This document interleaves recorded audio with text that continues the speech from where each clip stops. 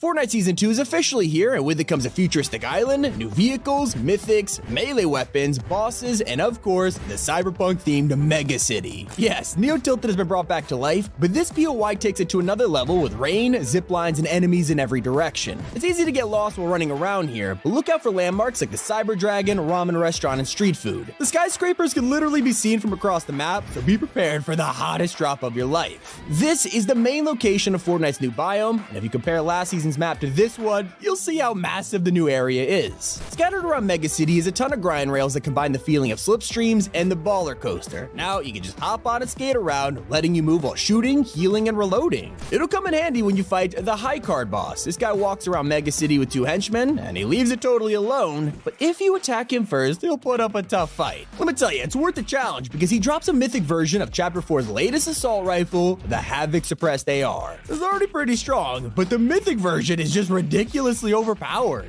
Now you should pay attention to what else he drops because this keycard will unlock a special vault. Inside, you'll get another mythic in the form of the Havoc Pump Shotgun, and this is a weapon of mass destruction. It does 250 damage to the head and is also guaranteed to appear in these vaults, so make sure you get it first. To protect yourself, you can count on your old friend Slurp Juice. This OG item is finally back, and it's now legendary, giving you almost full health and shield within seconds. Season 2 has also vaulted a fan favorite vehicle, the dirt bikes, but don't worry, they have got a worthy replacement. Now we have the Rogue Bike, which doesn't slide around as much as its predecessor, but it makes up for it with insane acceleration. The cars have also been updated in the Mega Biome. Whiplashes are futuristic with a new drifting feature that lets you slide around corners. It sort of gives you a speed boost, just like the golf carts from Chapter 1, and I'm starting to get real Tokyo Drift vibes from this season, okay? Now it's still not as insane as the new melee weapon, which can be found all over the map. Walk up to these wooden stands and you'll wield the Katana, officially known as the Kinetic Blade. It has unlimited uses as you slice up your enemies, walls, and whatever comes in your way. The knockback is insane, but there's a second ability which is 10 times more ridiculous. Just like the Shockwave Hammer, there's 3 uses, and it powers up before unleashing a crazy attack.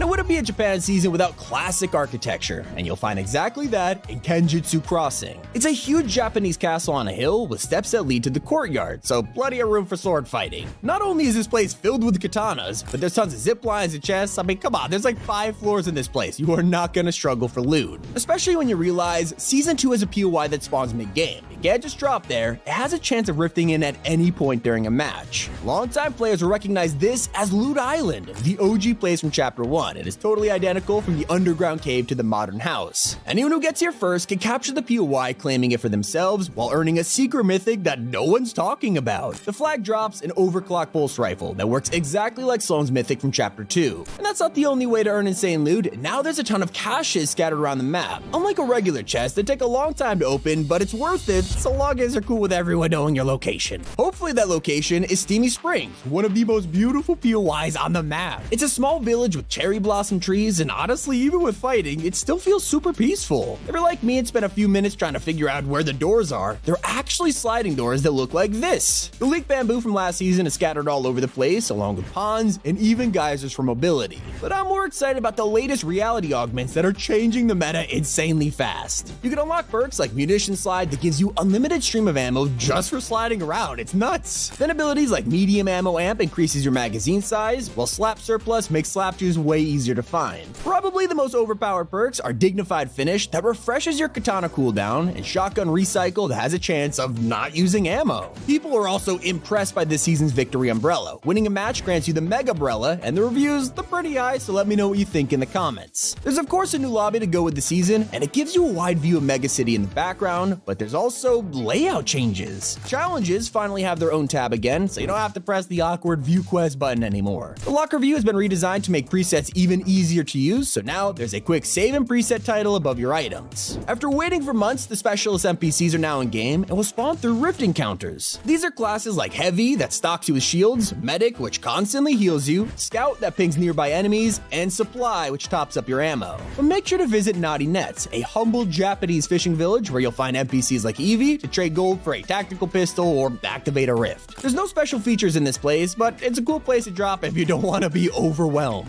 But yeah, I mentioned the tactical pistol because there's an unbelievable amount of weapons that were brought back this season. The heisted exotics have returned, and so has the combat shotgun. But things get interesting when you learn the heavy sniper, Cobra DMR, and Dragon's Breath are all floor loot. Yep, the constant fear of being sniped is back, but luckily there's a new sniper glare feature that shows the location of people aiming at you, just like Warzone. And Season 2 is very popular right now because of the Battle Pass. The Tier 1 skin this time around is Renzo the Destroyer, who has some suspiciously black hole themed items. I think we'll see a lot of people using the swag shot emote though. I mean, you're literally going to jail for being a sweat. Amani is an artist and a musician, so of course her set is themed around lo-fi, along with an emote that literally paints the air. Maybe you're not a fan of cel-shaded skins, and well, you should check out Thunder. He's the lizard we've all been talking about, and is both a part-time sushi chef and a powerful mafia boss. He does seem friendly, so feel free to visit him at his sushi restaurant in Mega City. Mystica takes up the middle of the pass, and she is one of the most anticipated survey skins of the year. You can check out her other styles, which look insane, but then our attention goes to Stray. We've all heard the leaks about a new version of Drift this season, and here he is. Now, it doesn't look too similar at first until you unlock this style, making him rep the Fox clan perfectly. He's also got an unmasked style, which we saw in the cinematic trailer, and an emote for taking a bow. Highwire has a classic Fortnite design with her own music pack and bunny claws. She also has custom options to change the bubble gum or even put on a wolf head. And finally, the Tier 100 this season is yet another original outfit. Kind of like the Aegis, they have broken the trend of putting collabs here, instead revealing Mizuki. It looks incredible, and it doesn't end there because the bonus rewards include variants like the Magma style for the Empress and the secret skin, Eren Yeager from Attack on Titan. In 36 days, he'll arrive with mythic ODM gear. Now, instead of mid-season cosmetics, Epic have outdone themselves and given us quest rewards. These are new and unlocked by completing the storyline quests every week of the season. You can rack up a ton of items, styles, and even some cool emotes, so make sure to complete everything because you really don't want to miss out. But you'll have to make the most of sport bikes because a lot of vehicles have been vaulted. We've only had dirt bikes for a season and they're already gone. At least they got a replacement, unlike boats. This is the first time they've been vaulted except for Fortnite Mayor's Most Wanted, meaning they've survived for 14 seasons until now. We also had to say goodbye to vehicle mods. Both the Chonker's tires and Cowcatcher mods have been removed, and while we won't be able to upgrade our cars anymore, these are pretty annoying to find everywhere. At least you'll be happy to hear everyone has supercharged XP. This lasts until March 17th, so make sure to log in each day and claim the boost to level up even faster and crank through that battle pass. Now, if you've seen the RIP POI for yourself, then you might be wondering why the Loot Lake Island is back, but I have good news. These mid-match events are going to be updated throughout the season to add up to 16 total locations to randomly appear through the RIP. So if you're somehow already bored of the map, don't worry, it's going to get even better. If you pick up the battle pass, make sure to use code T5G to support us,